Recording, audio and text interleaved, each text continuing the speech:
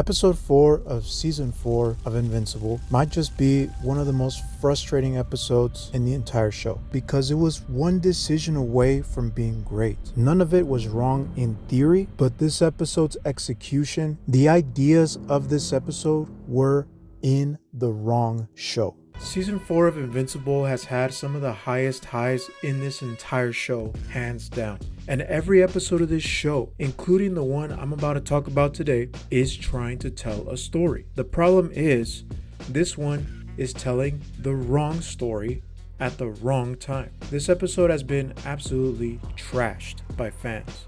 A lot of people are calling it the worst episode in the series. It's a wasted slot in the season. And honestly, they're not wrong. But I think there's something deeper that we need to analyze. And that's why does this episode suck in particular. Oh, this episode is boring.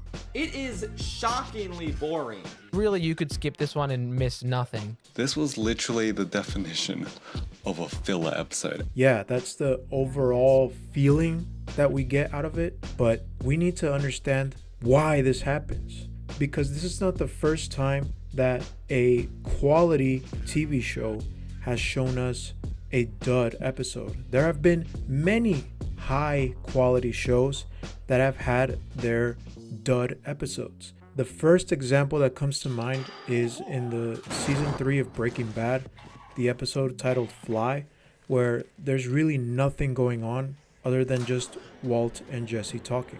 Now, that's a totally different case. But for this one, it's more than just it being boring. Because there's a difference between something being absolutely god-awful to watch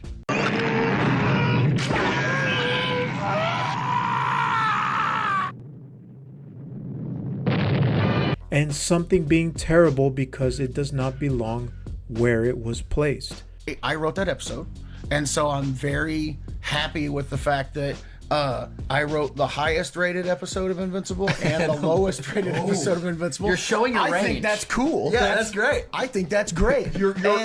Listen, preparing that season, I thought it was a good idea, but in hindsight, as much as I love going to Dave & Buster's, if you're building a season that's going to Disneyland and you have an episode that's like, no, let's go to Dave & Buster's instead real quick, I can see how people might be like, why aren't we at Disneyworld? Why aren't we at Disneyworld? Robert Kirkman's Disneyland metaphor is exactly the point.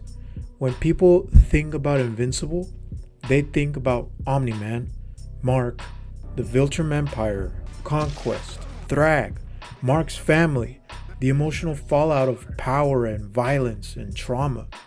This is the heart of the show. It simply doesn't have substance if it doesn't have these elements. These are the characters and conflicts that I come back to watch. And yes, there are side characters I enjoy.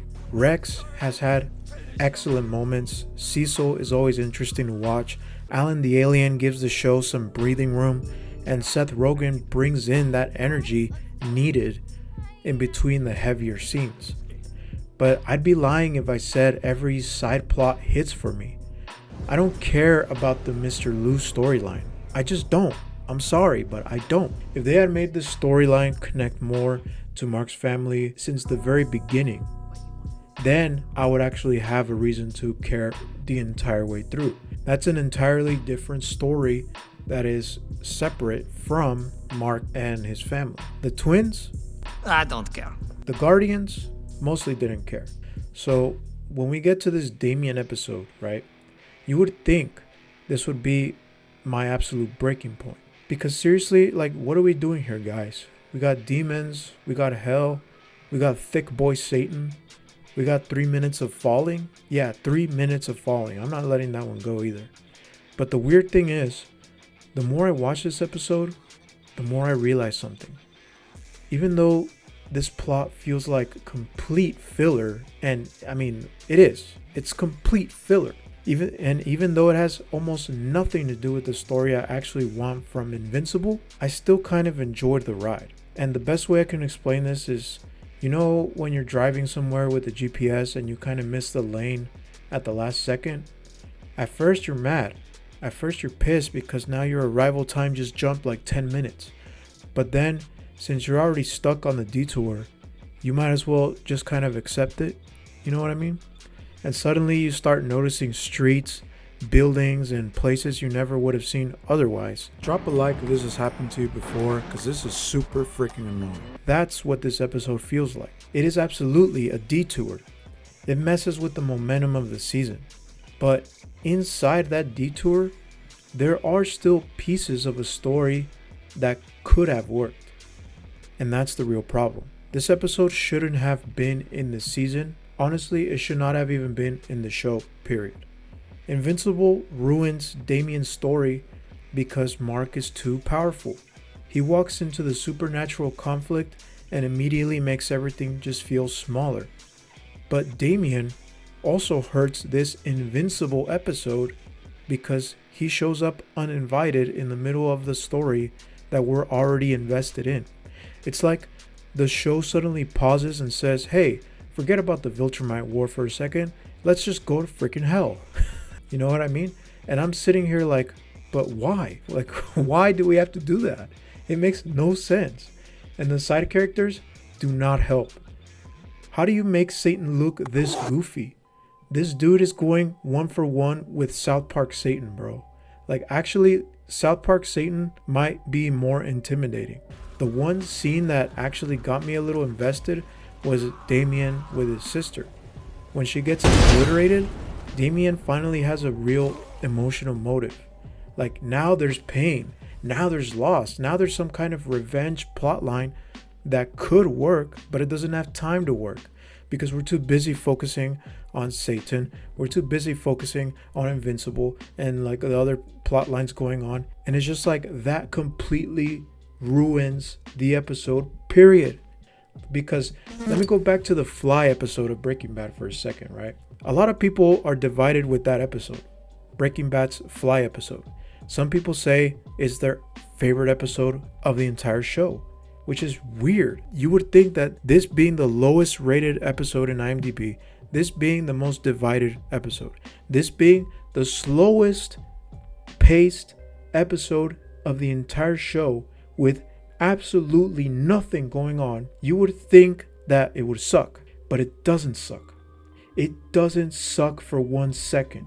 As a matter of fact, I remember I watched The Angry Video Game Nerd talking about this. My favorite episode. It's the one with the fly. The reason I single this one out is because it's a single episode. The rest of the episodes all rely on each other in the grand context of the story. But this one, you could slice it out of the series and it would be its own little movie. We're talking about a meth cook drug lord with his companion that have their lives at stake, and yet here we are spending 60 minutes freaking minutes on trying to kill a fly.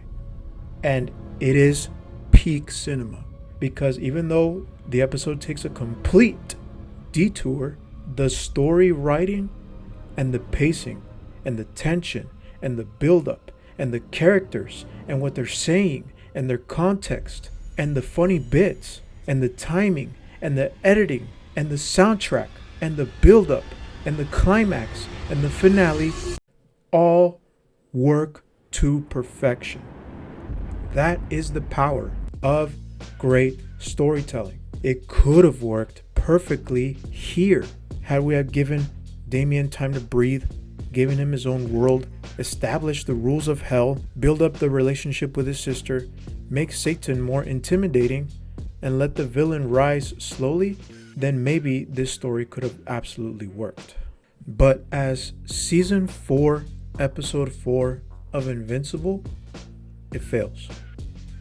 Not because this idea is worthless, it fails because it is framed as part of a season that already has so much more important stuff going on. We're not here to watch a Saturday morning cartoon.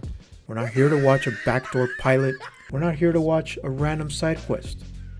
We're here to watch.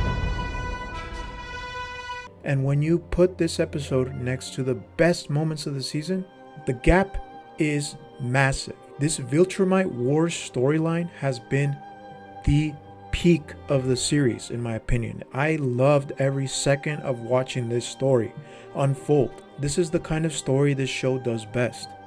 It's brutal, emotional, intense, and directly tied to Mark and Omni-Man and his family. So when the show suddenly swerves into this demon hell adventure, of course people are going to reject it. The standard is too high. The momentum is too strong. This episode simply cannot compete. But I also don't think people need to act like this whole thing is garbage. Now, I want to leave you off with something. Not asking whether the episode was good or not, we already know that. But instead, if you were in that writer's room, if you were making those same writing choices, what scene, what element, what decision would you make in trying to make episode 4 work? I would genuinely love to know what you would fix and why. Drop it down in the comment section below. I will see you guys next time.